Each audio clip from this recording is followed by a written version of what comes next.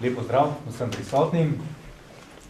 Ste prebrali v današnjem vabilu, ki smo vam ga poslali minuli petek. Smo vas danes povabili na novinarsko konferenco, na kateri vam bo minister magister Dejan Židan s svojo ekipo predstavil rezultate zaključka subvencijske kampanje 2015. Tako da jaz v uvodu ne bom izgubljal besed, zato dajem besedo kar ministru, prosim. Spoštovane gospe, spoštovani gospodje, lep pozdrav v prostorih Ministrstva za kmetijstvo, gozdarstvo in prehrano. Zato, ker se letos izvaja nova kmetijska politika prvo leto, smo se na ministrstvu odločili, da vas seznanimo z rezultati takoj po koncu subvencijske kampanje. Poznano vam je, da se nova kmetijska politika v Evropski uniji uveljavlja z letom dni zamika zaradi predolgih pogajanj na področju kmetijstva, ki so trajala točno leto dni, dlje kot je bilo načrtovano. Kot drugo pa v neobičajnih razmerah se izvaja, to pa zato, ker nekatere države smo dobile odločbo zadnji hip. Še vedno velja številka, da ima od 118 evropskih programov samo 27 programov potrjeno odločbo, na nek način daje varnost pri izvajanju okoljske politike, OMD politike pa nekaterih drugih politik. Moram reči, da sama subvencijska kampanja je letos potekala brez tehničnih ali administrativnih dogodkov, takšne sorte, ki bi ogrožali vnos, tako da je bil sistem dobro pripravljen. Tudi kmetijsko-svetovalna služba kot tista, ki operativno pomaga kmetijam, da vnesejo točno in v pravem času podatke, je delovala tako, kakor je delovala tudi pred 7 leti, torej kmetijam je omogočala, da oddajo to, kar za njih pomeni program. In moram tudi reči, da tudi rezultati so takšni, kakršne smo si želeli. Ugotavljamo, da je, kar se tiče vnešenih hektarjev, za neposredna plačila je številka celo nekaj večja, kot je bila lansko leto. Kar se pa tiče generalno vseh hektarjev, to so tiste hektarje, ker lahko kmetije koristijo ali neposredna plačila, nekatere kmetije pa koristijo recimo samo OMD plačila, je pa primerljiva. V tem trenutku je za 1500 kmetij številka nižja kot lansko leto. Lansko leto je bila 59 000 in nekaj. Je potrebno povedati, da v nadaljevanju kampanje, torej v zamudnih rokih, je naša slovenska izkušnja, da pride še do približno 1000 vlog. V praksi tudi potrebno povedati, da nova pravila so takšna, da se subvencijska kampanja lahko izvaja na tistih kmetijah, ki imajo hektar ali več. Do sedaj je bila spodnja meja 0,3 hektarje in iz tega razloga 2000 kmetij ni imelo možnosti, da odda, vendar opazili smo, da potem kmetije na hitro so se združevali površine, da so prišle do 1 hektarja, zato imamo na nek način tudi več kot 1000 novih vlog, ki jih do sedaj ni bilo. Mogoče nekaj rezultatov.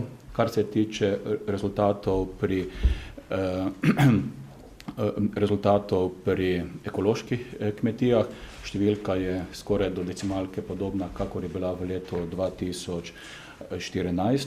Torej imamo nekaj čez 3100 kmetij, ki so se vpisale. Podobno je bilo tudi lansko leto. Hektarjev je celo nekoliko več in se približujejo 40 000 hektarjem, ki so namenjeni za ekološko kmetijstvo. Kot drugo novost, ki moramo omeniti pri neposrednih plačilih, je, da se letos uveljavlja degresija, torej kmetijska gospodarstva, ki dobijo več kot 150 000 evrov na kmetijsko gospodarstvo, se uveljavlja degresija, torej zmanjšanje plačila za 5%. Mogoče še nekaj zaključkov. Glede na velikost slovenskih kmetij je recimo pričakovanih, da lahko do 30 000 kmetij vstopi v shemo za male kmete, oziroma male kmetije. Ta shema, odločitev bo potrebna takrat, ko bodo do kmetij prišli informativni izračuni. Informativni izračuni morajo priti do konca septembra, tako da v prvih tednih oktobra se kmetije odločijo. Ob tem torej, da bo imelo glede na velikost možnost kakšnih 30 000 kmetije do sedaj interes za to shemo, ki pa ni zavezujoč, izkazalo 5700 kmetij. Kar se tiče, če primerjamo okoljske in ekološke ukrepe. Če je bilo v prejšnjem obdobju pod ekološkimi in okoljskimi ukrepi, recimo če gledamo okoljskih ukrepov, je bilo 210 tisoč hektarjev, jih je sedaj vključenih v tem trenutku nekaj čez 120 tisoč hektarjev. Moram povedati, da ta razlika je razumljiva, zato ker ukrepa, ki je bil v prejšnjem obdobju najbolj pogost, to je ukrep prej, ker so bila plačila zato, ker se dosega zgornja meja do 1,9 GVŽ-ja in se nekaj omejuje močna krma za travinje. Ta ukrep enostavno ni bil dovoljen za strani Evropske komisije, saj so povedali, da je to del splošne in standardne prakse v slovenskem in evropskem prostoru. In največ ukrepov je tam, kjer je pa kmetijstvo najbolj intenzivno in potem tudi pričakujemo največji izplen. Kar se tiče vloženih hektarjev do tega trenutka, je številka 439 959 hektarjev za neposredna plačila. To je recimo v primerjavi z lanskim letom za 400 hektarjev več. Kar se tiče sheme za mlade kmete, v shemo za mlade kmete, to poznate, to je dodatek plus 25%, ki se plačuje do prvih 25 hektarjev, se je v shemo prijavilo do tega trenutka 3670 kmetij. Če gledamo proizvodnjo vezavo, je prijava za proizvodnjo vezavo naslednja. Pri proizvodni vezavi za strna žita se je prijavilo 21 224 kmetij, kar predstavlja 56 tisoč hektarjev polj. Kar se tiče proizvodnje vezave na rejo goveda, se je v ukrep prijavilo 22 137 kmetij in proizvodnja vezava, torej dodatek za surovo mleko, ki ga imamo na gorskih in hribovskih kmetijah, se je prijavilo 3059 kmetij. Proizvodnja vezava za zelenjadnice, prijavljenih je 644 kmetijskih gospodarstev na 1079 hektarjih. Proizvodnja vezavane beljakovine, to je standardni ukrep, ki velja v vsej Evropski uniji, pa je prijav 4860 kmetijskih gospodarstev na 8639 hektarjih. To je nekaj podatkov. Moram reči in dovolite, da se tu pred vami zahvalim vsem, ki so sodelovali pri tej naporni aktivnosti. Poznate, ki se je začela v letošnjem letu, vmes so se pravila spreminjala. Uradništvo na kmetijskem ministrstvu je dejansko v zelo kratkih časovnih okvirih pripravilo potreben administrativni okvir, tudi Agencija za kmetijske trge, ki je morala prilagoditi način dela in programsko opremo, je svojo nalogo v celoti opravila, prav tako je pa svojo nalogo po naši oceni opravila tudi kmetijsko svetovalna služba in to je seveda vse v dobrobit slovenskega kmeta. Tako da, če dovolite za zaključek, kakor je začetek leta v naši državi in marsikateri drugi državi zgledal, da bo kmetijsko kampanjo izjemno težko voditi, so med tistimi državami, ki smo jo vodili v skladu z predpisi. Tudi ta podaljšan rok 15.5. nam je omogočal dejansko, da postopke izpeljemo na način, da je bil tudi čas za kakšen razmislek. Mogoče kot zanimivost, nekatere države so že podaljšale rok, čeprav pa končni rok, to je v bistvu končni september, za strani Evropske unije ni bil podaljšan. Hvala. Hvala lepa, minister. V besedi pa vabim državno sekretarko magistro Tanjo Strniša.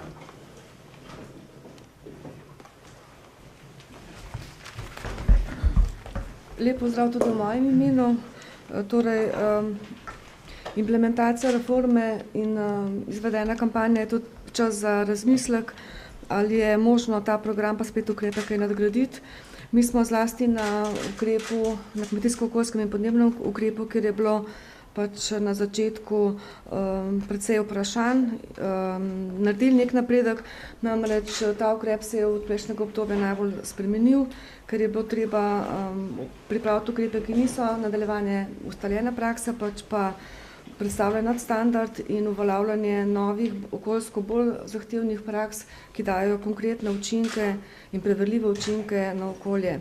Zaradi tega smo že takoj ob začetku kampanje oziroma po potrditvi programa razvoja podeželja ustanovili 4 delovne skupine, ki so pregledale ukrep na področju prispevnih območij za vode in možnosti za dodatne ukrepe na najožjih vodovarstvenih območjih, se pravi na VVO1. Potem eno skupino, ki je pregledala in pripravila neke dodatne predloge za ukrep na področju sadjarstva in potem še za vinogradništvo in še zlasti za travinje. Delovne skupine so prejšnji teden končale svoje delo in pripravile predloge za nadgradnjo ukrepov. Tukaj bi posebej izpostavila, ker na vseh drugih 3 področjih imamo pravzaprav dober vstop, zlasti na področju prispevnih območij za vode. Je vključenih skoraj 30.000 hektarov površin, kar pomeni, da se ne glede na začetna vprašanja in dvome ta ukrep prijel in da je izvedljiv. Kljub temu pa smo ga nadgradili na način, da so določene zahteve, ki jih lahko izvajajo tudi tisti kmetje, ki so na vodovarstvenih, da bi jih lahko izvajali določene zahteve tudi kmetje na vodovarstvenih območjih 1, kjer do zdaj ukrepov nismo imeli, ker je tam že vzpostavljen določen režim. Medtem ko pa na področju sadjarstva in vinogradništva je sicer vpis slabši, kot je bil prejšnja leta, še zmeraj pa smo to približno na tretjini nekdanjega vpisa in delovni skupini sta pripravili nekaj predlogov za to, da bi se določene zahteve preoblikovali in bile dostopne širšemu naboru pridelovalcev. Ključno pa je bilo pripraviti predloge za ukrepe na travinju, tako kot je že minister povedal, je nekdanji ukrep kakršen je bil za ekstenzivno rejo živali, ni možen. Delovna skupina je pripravila dvoje vrste ukrepov. Ena so drugačni ukrepi na travinju, ki pomenijo ekstenzivno izkoriščanje travinja. Drug ukrep pa je dobrobit za pašno živino na travinju, se pravi za govedorejo in za drobnico. S tem ukrepom želimo v ekološke ukrepe pritegniti tudi več živinorejcev. Mi bomo te predloge predstavili v prihodnjih dneh Evropski komisiji kot predloge za spremembo programa razvoja, za prvo spremembo programa razvoja podeželja. Poleg tega imamo še nekaj drugih tehničnih predlogov za spremembe. Po tej uvodni predstavitvi bojo sledila usklajevanja oziroma preverjanje strani Evropske komisije izvedljivost, predvsem pa okoljska naravnanost in ciljnost teh ukrepov. Računamo, da bi končno verzijo sprememb oziroma predlogov za spremembo PRP-ja usklajeno že z Evropsko komisijo pripravili v začetku avgusta. Hkrati pripravljamo tudi uredbe, ki bojo omogočile izvajanje programa razvoja podeželja, kakšen je sprejet, še druge poleg teh, ki smo že izvedli v okviru kampanje. In sicer zdaj je v javni razpravi uredba za mlade kmete, za tiste, ki prvič prevzemajo kmetijo in bo predvidoma sprejeta na vladi do konca junija. Računamo, da bomo še pred dopusti objavili tudi javni razpis. V pripravi je tudi investicijska uredba, se pravi uredba, ki bo določala pogoje za sofinanciranje investicij na kmetiji. Ta še ni v javni razpravi, računamo pa, da bo sprejeta julija in da bojo potem sledili tudi javni razpisi, prav tako tudi uredba, ki bo opredeljevala ukrep sodelovanja na kmetijah oziroma sodelovanja med deležniki. Hvala lepa. Hvala lepa tudi državni sekretarki za te besede. Zdaj z nami pa je tudi direktor Agencije za kmetijske trge in razvoj podeželja, gospod Benedikt Jeranko, prosim.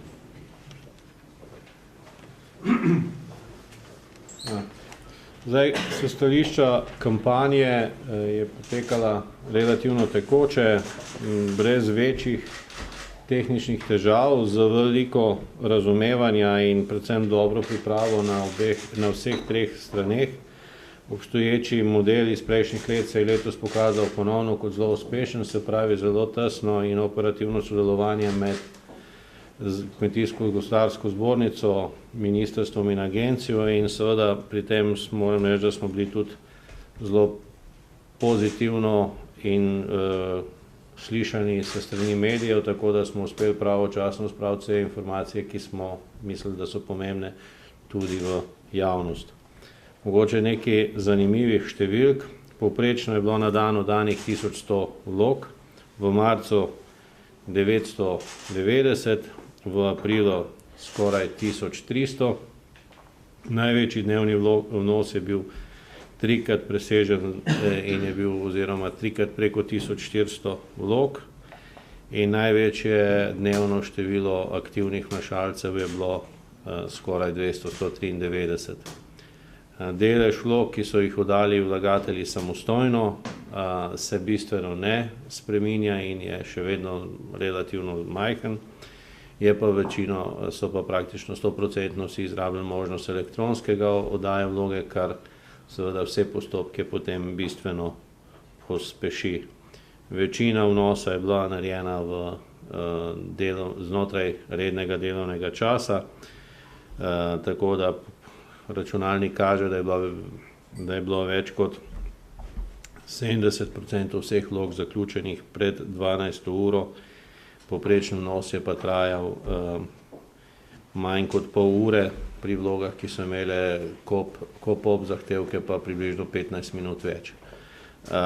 Seveda pa ta statistika ne pove, da niso bile nekatere vloge vnašane bistveno dlje. Ta statistika tudi ne pove, koliko dela so imeli na svetovalni službi z samo pripravo kmeta na vnos, z ostalimi stvarmi, tako da to je zgolj, bi rekel, zelo suho, paren podatek vzeti iz računalnika. Zanimivo je tudi to, da je bilo pri vlogah kop-op ali ek, ki so mogle predtem imeti izpolnjen tudi program aktivnosti, da je bilo to v 50% zaključeno v manj kot 1 uri, da je pa pri 30% vnos, se pravi od začetka izpolnjevanja ali pa priprave programa aktivnosti do zaključka vnosa vloge, pa trajal več kot 1 dan. Hvala lepa tudi direktorju. Zdaj pa so na vrsti vaše vprašanja.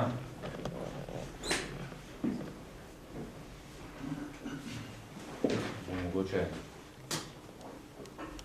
imate še na razmisle, ko boste teh pojasnili, če je nejasnega bilo. Jaz lahko državno sekretarko vprašala na Travinju, za koliko hektarov pa gre, ta ukrep, ki se pripravlja? A sem preslišala? Ne, sem. Torej na Travinju mi ne moramo vedeti, koliko se jih bo vključilo, ampak pripravlja se ukrep ekstenzivnega izkoriščanja travinja, kar pomeni, da bi se travinje lahko kosilo samo enkrat, ali pa da gre za enokosni ali pa dvokosni travnik ob določenih dodatnih zahtevah, kar je potem lažje uresničljivo ali pa izvedljivo kot zdaj, ko imamo praktično dve vrsti ukrepa za travinje. In potem imamo še tretji ukrep, ki bi bil dobrobit živali za tiste kmetije, recimo, ki so gorsko-hribovske kmetije, ki pasejo. In bi bil ukrep, ne vem, recimo, da se 120 dni mora biti živina na paši, je to pač osnovni pogoj za dobrobit živali. Se pravi, to je en ukrep na travinju, drugo pa je, da travinje izkoriščaš na nek bolj ekstenziven način. Koliko se jih bo prijavljalo, pač ne vemo. Želimo pa, da bi bilo tudi ti ukrepi najbolj za najbolj intenzivne kmetije ali pa za vsako kmetijo ne bojo. Ampak to so pač okoljski ukrepi, ki so nadstandard. Ali ne obstaja nevarnost pri eno pa dvokošnih travnikih zaraščanja? Ne, če se enkrat kosi na leto, se s tem zaraščanje že preprečuje. To je tudi minimalni pogoj za to, da nekdo dobi subvencijo. To je tista, mi rečemo, osnovni standard, da dobiš sploh subvencijo, recimo na prvem stebru, neposredna plačila, je pogoj, da enkrat na leto pokosiš.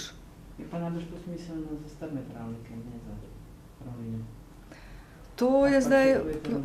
Prosim? Ali pa čakujete v ravnini to? Ne. Poglejte, mi imamo, ne glede na to, ali smo na ravnini ali pa na strmih travnikih, imamo pač različno intenzivne kmetije. Mi imamo tudi zdaj ukrep na tem strmem travinju, ker na travinju nimamo več klasičnih ukrepov. Mi smo imeli na strmem travinju, v prejšnjem programskem obdobju smo imeli košnja strmih travnikov nad 35%, pa nad 50%, dva ukrepa sta bile. Ker je bilo, oba ukrepa sta služila ravno temu, da se te površine ne zaraščajo in da se pač minimalno obdelujejo. Ampak ta ukrep je priznaval samo više stroške spravila krme na teh površinah in kot tak v tem obdobju ni več dovoljen, ker ima premalo okoljskega učinka. Ker to, da se ne zaraste, ni samo po sebi okoljski učinek, ker je zaraščena površina tudi ima neko biodiverziteto. Ampak potem smo pa za to programsko obdobje za travinje nad 50% dali ukrep ohranjanje biodiverzitete na strmih travnikih nad 50 nagiba. Tam pa je pogoj ta, da se samo enkrat na leto kosi, da se kosi na nek način, ne pač s traktorsko kosilnico, ampak na nek bolj ročen način oziroma način, ki manj obremenjuje travno rušo. In da se ne uporablja mineralnih gnojil. To je pač okoljski ukrep na strmem travinju. Zdaj pa namen teh novih ukrepov pa je, da se s tem, ko je manj košen, pa tudi ti datumi košen so pa taki, da so pač postavljeni v nek čas, ki zagotavlja ohranjanje biodiverzitete na travinju. Tudi datumi košnje se predlagajo taki, da se ta okoljska funkcija zagotovi. V kakšnem obsegu finančnem govorimo zdaj v tem subvencijskem obdobju, da bo Slovenija dobila, oziroma kako bo ta razdelitev Evropa, bo tudi Slovenija prispevala, bomo se Evropska sredstva? Tu gre za dva stebra. Prvi steber so neposredna plačila v 7-letnem obdobju. To pomeni približno 950 milijonov evrov. Znotraj leta dni pomeni nekje med 134 do 139 milijonov evrov. Tukaj gre za 100% refundacijo iz blagajne Evropske unije, ob tem, da se pa tudi zavedamo, da je to tako in tako naš denar, ki ga mesečno tja plačujemo. Kar se pa tiče programa razvoja podeželja, to je 1,1 milijarde, je pa 25% iz slovenskega integralnega proračuna, 75% je pa iz evropske, vidimo rečemo refundacija, ker zahtevamo refundacijo. Znotraj tega kolača 1,1 milijarde je pa takole. Največ se pogovarjamo o ekoloških ukrepih, zato ker so se bistveno spremenili, so dosti bolj okoljsko usmerjeni in več nimajo dohodkovnega značaja, kakor so ga imeli v preteklem obdobju. Torej znotraj 1,1 milijarde je teh okoljskih programov za 203 milijone evrov in potem pa želimo za 6 oziroma 7 let. Kmetijski program, ki je ekološki program, ima vrednost 55 milijonov. To, kar smo se prej pogovarjali o sofinanciranje kmetovanja tam, kjer imamo omejene dejavnike za kmetovanje oziroma kmetovanje bi drugače bilo enostavno nedobičkonosno in se kmetije s tem ne bi ukvarjali. Tega denarja je nekaj manj kot 270 milijonov na evropski ravni. Ves ostali, torej lahko rečemo približno polovica, pa ima po funkciji tako imenovani investicijski značaj. Pri tem investicijskem značaju je potrebno vedeti, da se tudi tukaj nekatere stvari spremenjalo. Prva stvar, ki se spreminja, so vnaprej sprejeti kriteriji za ocenjevanje vlog. V starem obdobju se je lahko pri posameznem ukrepu, v bistvu, ko se je uredba pripravljala ali razpis pripravljala, so se kriteriji prilagajali. Sedaj se morajo investicijski kriteriji dogovoriti vnaprej. To je to, kar je gospa državna sekretarka predtem povedala. V Sloveniji načrt, da se ti kriteriji sprejmejo v 7. mesecu tega leta, predtem pa želimo, da jih sprejme Svet za kmetijstvo in podeželje.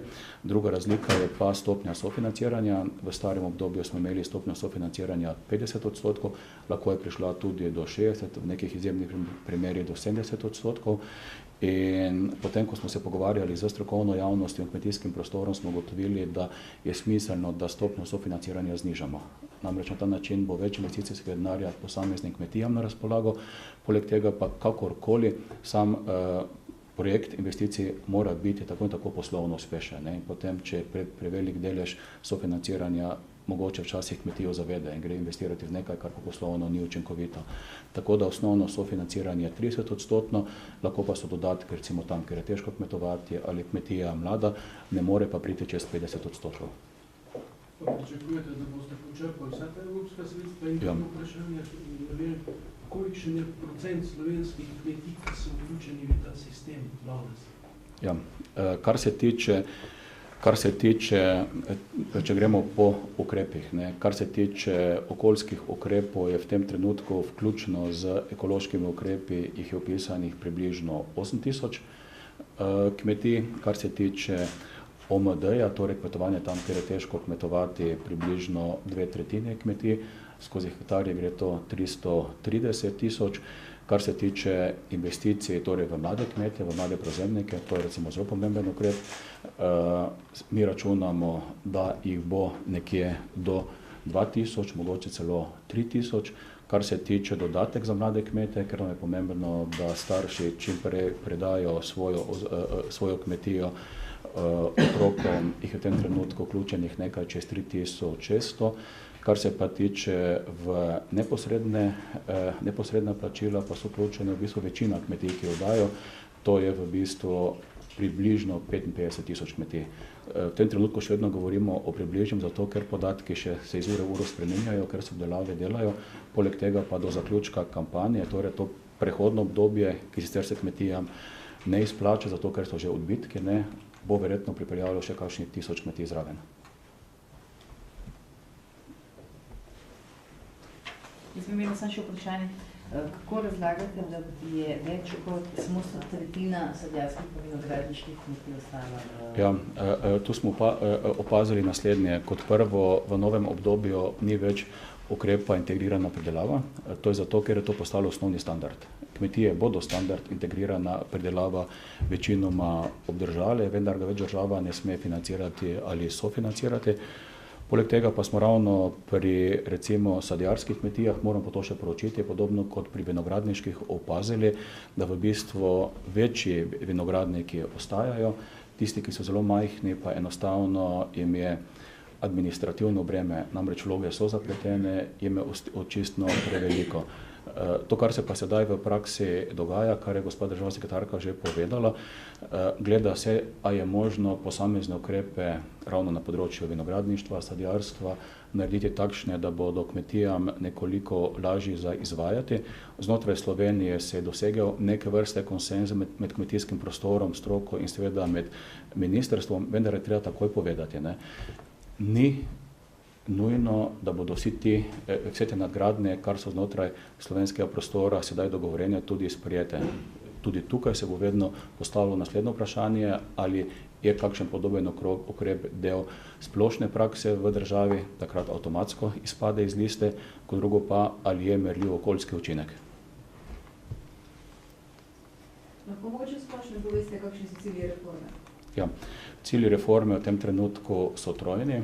Za stališča Slovenije je cilj delno povečanje proizvodnje, zato imamo prvič na tak način vpeljane proizvodne vezave na področju strnih žit in na področju zelenjave, na področju goveje živine, kjer imamo dva ukrepa, torej surovo mleko in pitanci, pa da ohranimo sedanjo količino proizvodnje. Ali na kratko, če povem, cilj je, da se proizvodnja hrane v Sloveniji poveča. Drugi cilj je okoljski cilj. Kmetijstvo mora prispevati k izboljšanju stanja v okolju. Zlasti je tu targetirana podzemna voda, torej v bistvu pomemben del kmetijstva se izvaja tam, kjer imamo vodonosne površine, in zato je takšen pritisk na poljedelce, da sprejmejo splošne poljedelske ukrepe in vodovarstvene ukrepe. Tretji cilj je pa tudi takšen, ki nam je v teh časih razumljiv, torej da se čim več delovnih mest v kmetijstvu ohrani. Zato tudi imamo to vrstni način financiranja kmetij. Imamo v državi še en podcilj in to je, da se poveča število mladih kmetov. In zato vodimo v bistvu 3 vrste ukrepov. Prvi ukrep je dodatno plačilo pri neposrednih plačilih. To je tisto, kar sem prej povedal, da je teh kmetij, ki jih sedaj vodijo mladi kmetje, 3670. Drugo je enkratno sofinanciranje prevzema kmetije v znesku, če kmet je tudi zavarovan iz kmetijskega zavarovanja, tam je plačilo 45 000 evrov, oziroma če je kmet zavarovan nekje drugje, potem pa 18 600. Kot tretji vzvod, to so vse finančni vzvodi do kmetij, je pa vzvod, da se poveča dodatni odstotki pri sofinanciranju investicij, ne more pa iti preko 50%, kar je zgornja meja. Tokrat tudi v bistvu, kar je nam tudi na kmetijskem ministrstvu pomembno, izjemno sistematično pristopajo tako lokalne skupnosti preko svojih občin, kakor tudi preko kmetijsko-svetovalne službe, kjer se delajo seznami potencialnih mladih kmetov in jim na nek način jih nagovarjajo, da znotraj družine prevzamejo kmetijo in da jih tudi na nek način vodijo, kako prevzeti kmetijo, da bo poslovno uspešna.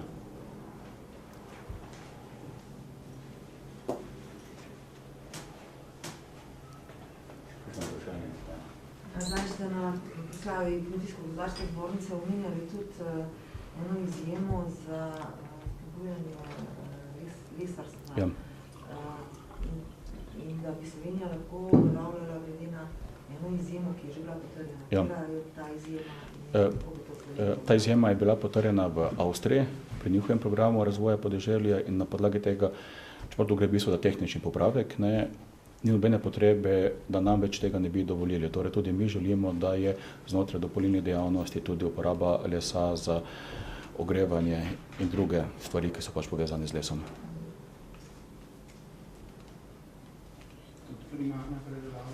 Primarna predelava pa ostaja. To je poznano, mi smo količino denarja za gozd smo povečali, prvič investicijski denar, poleg tega pa smo povečali po žledu, tako da smo vsem programom odzeli 2% vrednosti, tako da smo pripravili nekaj čez 20 milijonov, ki jih namenjamo sanaciji in zlasti pogozdovanju, kar bo potekalo sedaj v naslednjih letih. Ima pa ministrstvo načrt, da centre za primarno obdelavo, razpisi so že bili, da to vrstne razpise ima tudi v bodoče.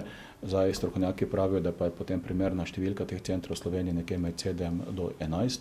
To pomeni pa, da moramo to številko proučiti, ampak to je naloga, ki jo moramo opraviti nekje v 3 letih.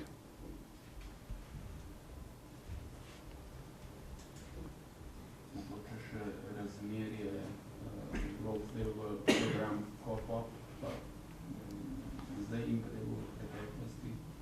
Ja, zdaj na koncu je bilo vlog, čeprav so se gledali v starem obdobju združeno, ker je bil enoten ukrep okoljske plus ekološke, jih je bilo nekaj čez 15 oziroma 16 tisoč, sedaj, ko pa ni travinja, ekstenzivnega travinja zraven, je pa številka pol nižja.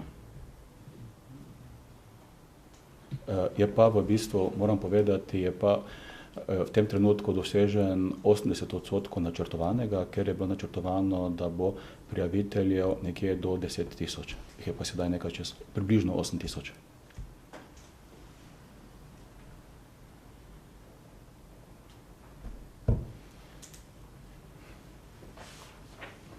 Mislim, da smo zdaj vse izčrpali, če ni nobenega vprašanja več.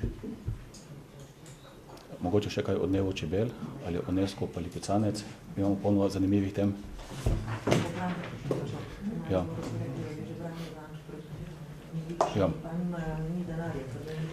Ja, v bistvu mi smo zaznali preko medijev, ta izjava je bila neobičajna zato, ker je izvajalec samo eden tovrstne obrambe in zato je ministrstvo, strokovne službe ministrstva so želeli zelo hitro začeti javno naročilo preko pogajanj, pa kar dolgo ni bilo možno začeti, zato ker ni bilo odgovorne osebe na drugi strani, poleg tega pa tudi podpisi lokalnih skupnosti. Na strani ministrstva volja je, postopki lahko tečejo zelo hitro, jaz upam, da bo v nekaj dneh stvar zaključena. Vi vračate žogico nazaj, oni so najprej napadli ministrstvo. Vse to je standardna debata vsako leto v Sloveniji, je pa tudi dejstvo, da je letos vreme bolj hitro neobičajno kot prejšnja leta. Maj ali pa konec aprila je takšen, kakršnega niso navajeni. Dobro, če to vse, hvala lepa za vaš opis, pa lep začetek tega. Nasvidenje.